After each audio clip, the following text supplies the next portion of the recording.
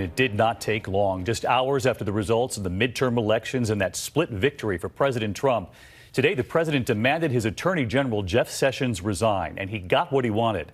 Sessions submitting this letter, beginning by writing, "At your request, I am submitting my resignation." And these images just a short time ago, Jeff Sessions leaving the Justice Department for the last time, growing emotional. This has been a very turbulent relationship between the AG and the president. The president furious from the start that Sessions recused himself in the Russia investigation. And tonight, the president's move shifts the focus immediately from the midterms to the Mueller investigation. Is it in danger? ABC's Jonathan Karl tonight on the phone call to Sessions and the message from the president.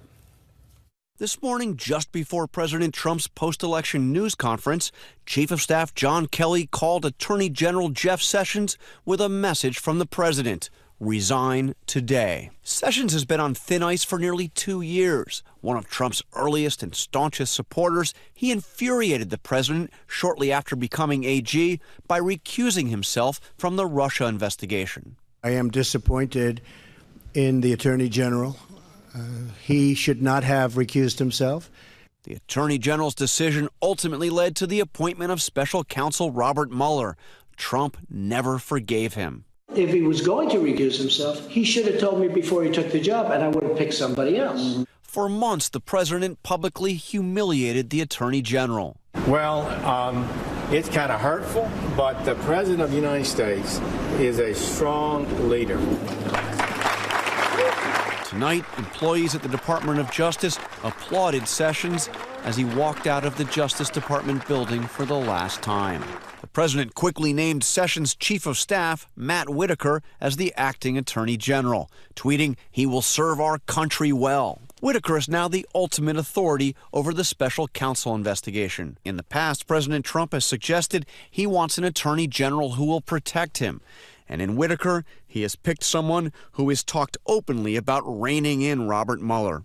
Last year, when the president said Mueller would be crossing a red line if he investigated the Trump family business and finances, Whitaker, then a CNN contributor, wrote, "The president is absolutely correct.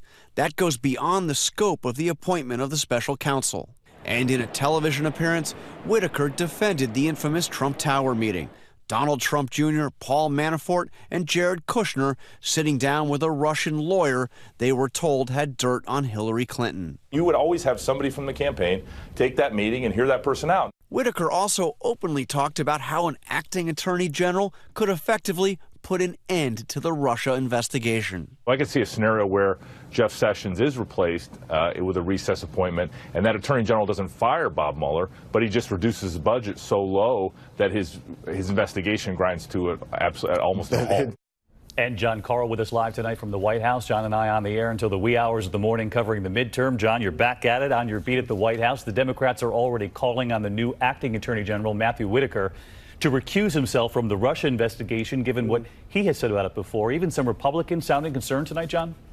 Well, Democrats are warning of a constitutional crisis if Whitaker doesn't recuse himself and interferes in any way with the investigation. And some Republicans are expressing concerns as well, including Susan Collins and Senator-elect Mitt Romney, who today warned, saying that it was imperative that the investigation proceeds to its conclusion unimpeded.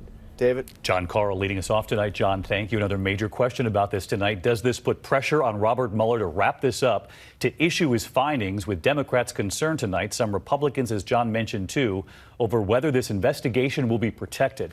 So let's get right to Chief Justice Correspondent Pierre Thomas tonight. Pierre, how soon could we see Mueller's report? David, yes, this does create pressure for Mueller to complete the job. And as we just heard, Whitaker has talked about potentially cutting Mueller's funding. He's also said that if Mueller investigates the president's finances, the investigation could look like, quote, a mere witch hunt. That said, Mueller is not someone to buckle to pressure.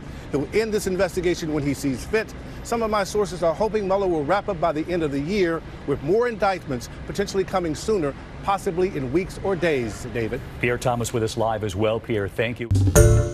Hi, everyone. George Stephanopoulos here. Thanks for checking out the ABC News YouTube channel. If you'd like to get more videos, show highlights, and watch live event coverage, click on the right over here to subscribe to our channel. And don't forget to download the ABC News app for breaking news alerts. Thanks for watching.